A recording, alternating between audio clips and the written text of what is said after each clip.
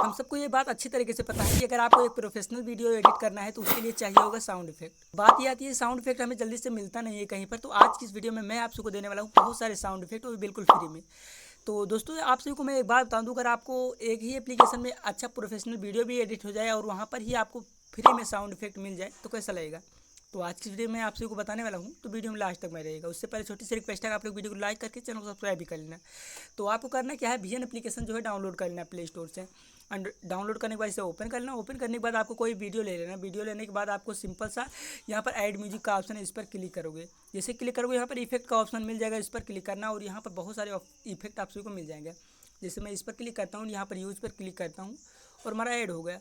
तो मिलते हैं नेक्स्ट वीडियो के साथ, तक के लिए बाय बाय।